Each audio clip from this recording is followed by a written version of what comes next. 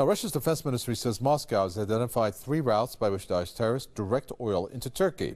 The ministry has satellite images which shows oil shipments crossing the Syria-Turkey border.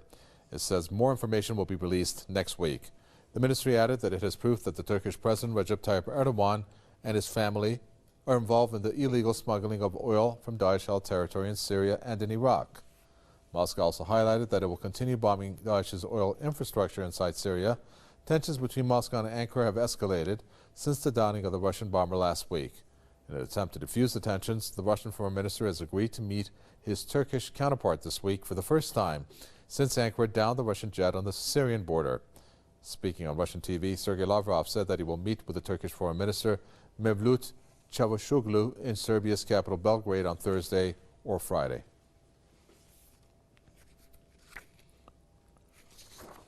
Former U.S. Senate foreign policy analyst James Dutross joins us from Washington, D.C.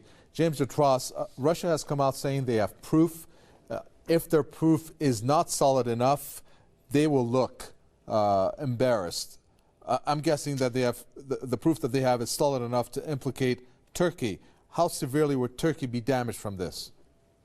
I think Turkey is being quite heavily damaged by this. Let's remember that Mr. Erdogan said he would resign if it was proved that ISIS oil was being exported through Turkey and Turkey was complicit.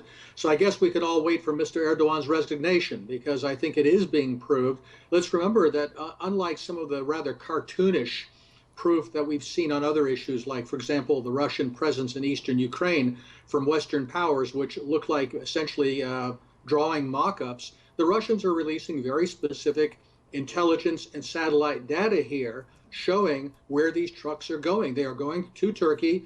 They're not being interdicted by the Turks, and the Turks are clearly complicit here. Now, it's one thing for Erdogan to be accused, but Erdogan might come back and say there's some people under him, perhaps, if he was to even accept this allegation, that are benefiting from this.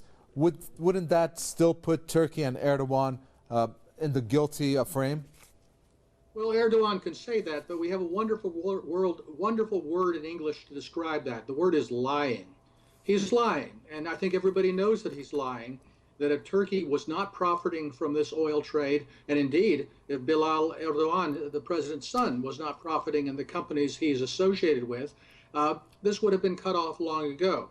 This also, of course, relates to the transit of fighters across the Turkey-Syria border that are essential to maintaining not only ISIS, but al-Nusra and Ahrar al-Sham and other terrorist groups. James Dutross, thank you. Former U.S. Senate Foreign Policy Analyst.